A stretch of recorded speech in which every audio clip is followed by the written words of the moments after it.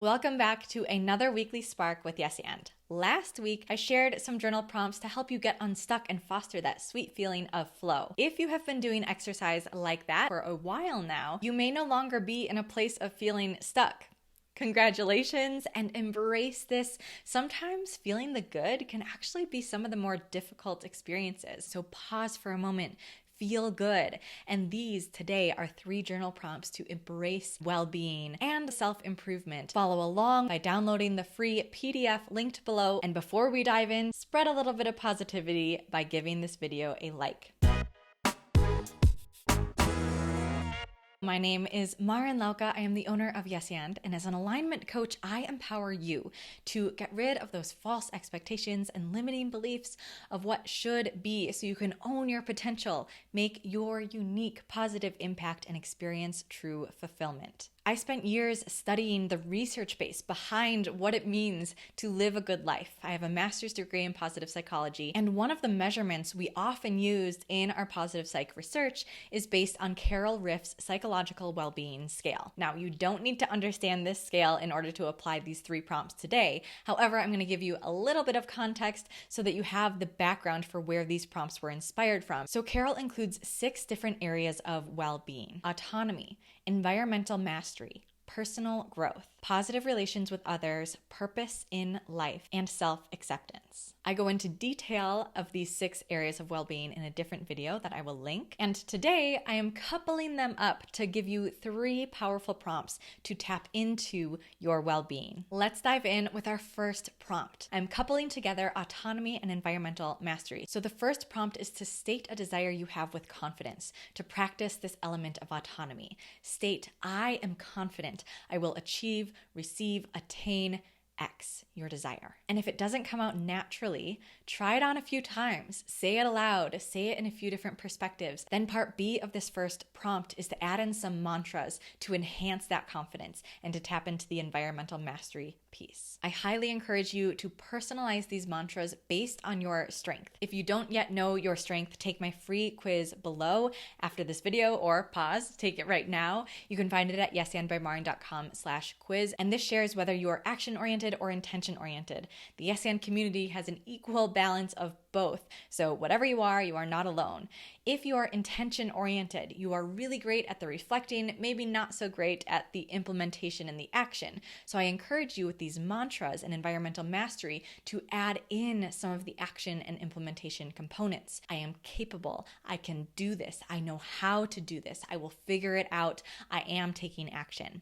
If you are action-oriented, you're really good at taking action, but that reflection piece and the intentionality may not be the first thing on your mind, in which case I highly encourage you to add that in as your mantras. I can take a pause. It is okay to rest. Resting propels my vision even further. This is a great example of why it's so important and useful to know your strength so that you can draw in the other side and create that balance in your life so you not only achieve your goals, but you feel darn good all the way through. After stating with confidence your desire, you will achieve, attain, have X, and adding in those mantras to bolster that confidence, go on to prompt 2. Prompt 2 is a combination of self-acceptance and personal growth, which may feel like they are at odds, but actually they are really good blended together. You see, self-acceptance is about being kind to yourself, accepting yourself just as is, seeing yourself as the whole amazing person that you are.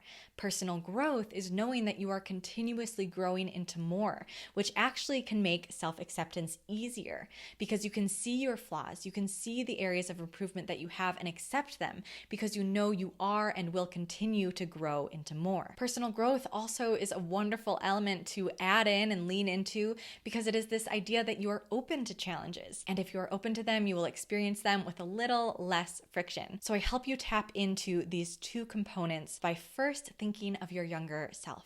Think of child version of you. Right behind this camera, I actually have a picture hanging on my wall of little me because it reminds me every day and in the middle of my workday of who I really am and who I aspire to be. which really is that purest version of who I was at the beginning. And you also had this pure form of who you were, and she or he has a secret for you. Because when you think of that younger self, you probably will not put onto her all the fears and worries and limitations that you have created for yourself or have adopted in your adult life. So think of that child self, and then what would you tell him or her? This is that component of self-acceptance. Then take a step back, shake it off, come back to present day you, close your eyes, and then travel to future you. Future you is this representation of someone who has made it through the challenges and the triumphs that are going to accompany your personal growth journey. When you think of future you, what do you think that person would say to you today? When I walk my clients through activities just like this, when we go to our child self, when we go to our future self, the wisdom that pours out is remarkable. And I want you to share your wisdom not only with yourself, but if you are open to it, share your advice in the comments below. What did you tell your younger self, or what did your future self say to you? And on behalf of everyone who is about to read your profound wisdom, thank you. All right, our third and final prompt combines the two areas of well-being, positive relations with others, and purpose in life. If the purpose one scares you, don't worry, I've got you. Positive relations with others is pretty straightforward. It's having a positive relationship with those around you through generosity, through sharing, not only you giving to others around you, but also receiving. And purpose in life could be simplified by saying you have some sort of direction. Maybe that's direction for this moment. Maybe that's direction for this week. Maybe that is direction for your entire existence.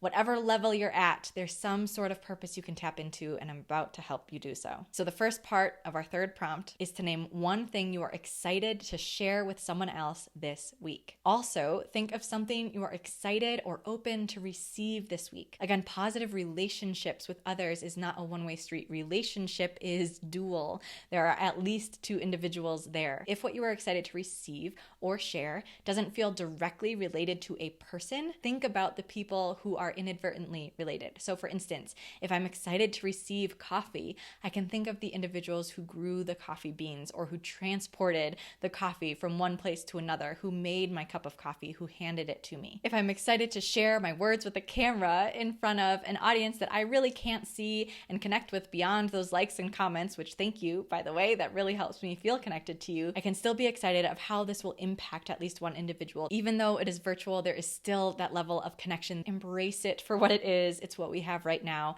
And it actually can be a really beautiful thing to connect individuals on opposite sides of the world. One potential idea for how to connect and have positive relationships with others is to share this video with a friend. Share it with someone who you think would really enjoy this content, or who you want to co-experience what you're experiencing right now. And then the second part of this third prompt, to embrace that purpose in life, is to pause, take your best guess, take any of the pressure of purpose, any of the baggage that comes with that word, let it go, and just ask yourself, what is the purpose in what you just shared? So in what you're excited to share with others and what you're excited to receive, what is the purpose in that exchange? Maybe it's one word, maybe it's two that come up. Potentially it's just the word connection. That is the purpose.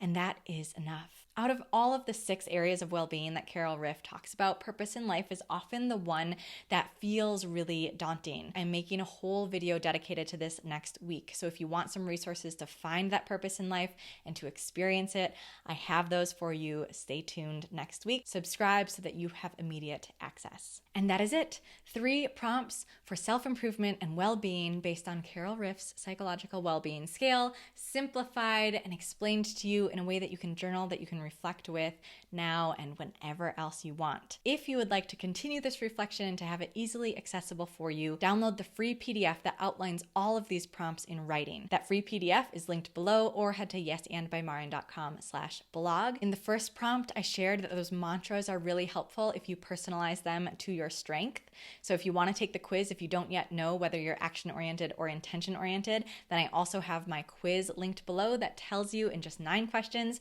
whether you are action or intention oriented. Don't forget to comment below what was the advice that you told to your younger self or that you heard from your older self. And if you want more videos just like this, then please like this video and share this video with a friend. positive relations with others.